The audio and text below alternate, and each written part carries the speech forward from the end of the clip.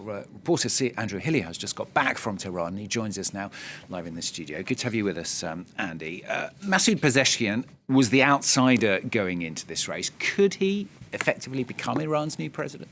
Well, he could indeed. Masoud Pezeshkian, the outsider at the start of this election campaign, now facing off against Saeed Jalili in Friday's second round runoff vote. So who is this man? Who is Masoud Pezeshkian? Well, he was, as we mentioned there, he is the sole reformist in the running.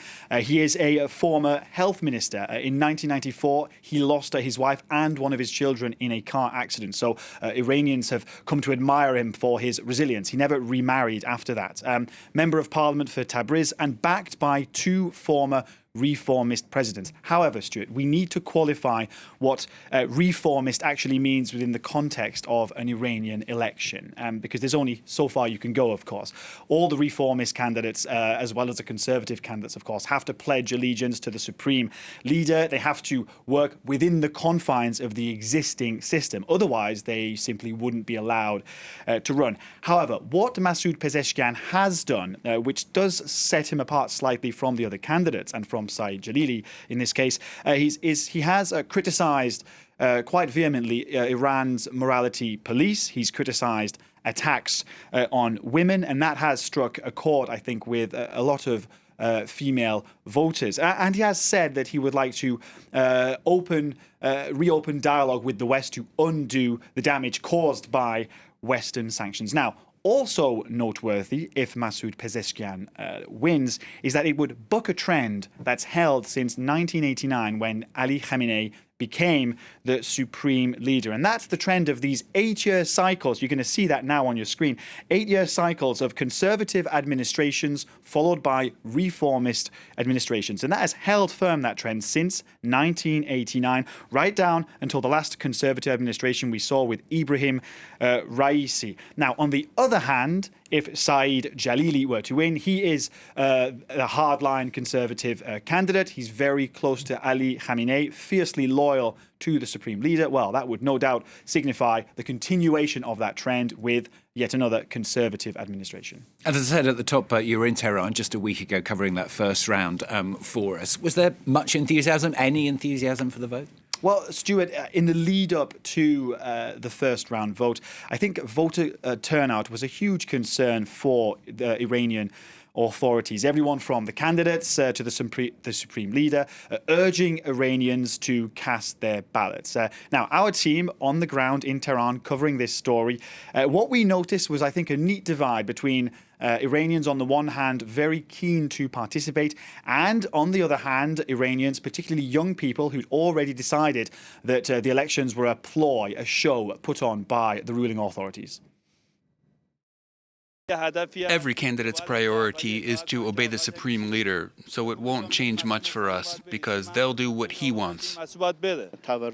Inflation is out of control, and it's having an impact on every sector. I think it's better to come together and vote because it's in our own interest and the interest of the government. For a long time, we had faith in them. I hope they keep their promises.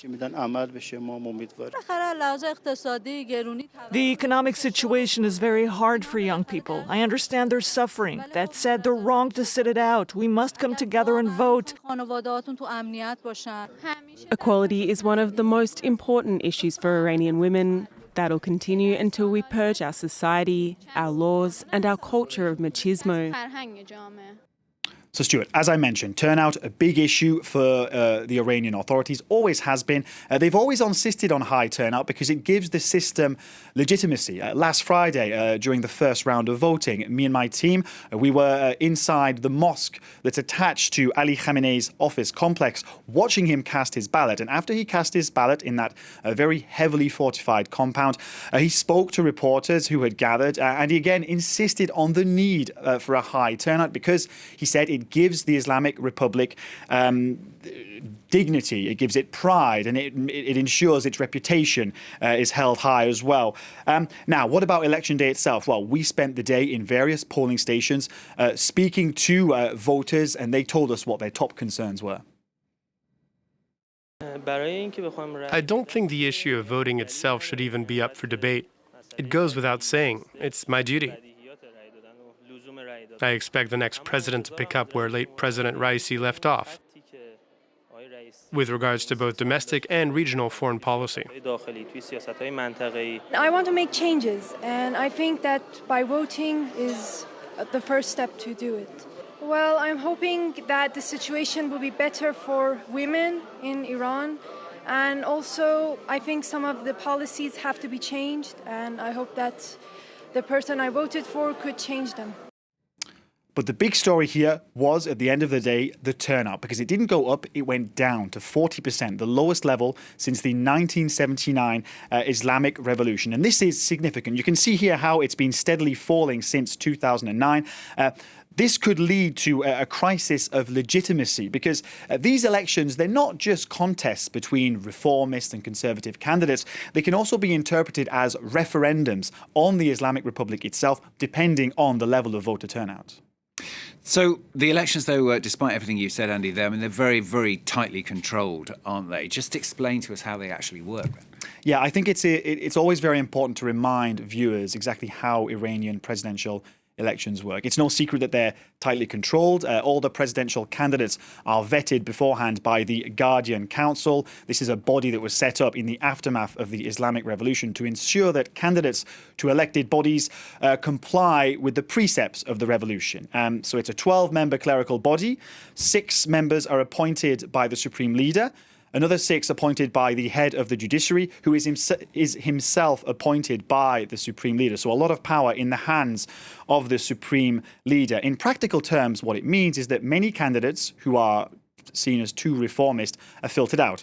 In this year's presidential election, out of the 80 candidates who applied, 6 were approved, and only one of those is considered a reformist. And this is one of the reasons Iranians have cited for not wanting to participate, because it feeds into the perception of the candidates only doing what the supreme leader wants. Others who want to vote insist that it's their duty to do so. They say that it strengthens the image of Iran, and not voting would weaken Iran in the eyes of its adversaries. Either way, these elections are important for 2 reasons.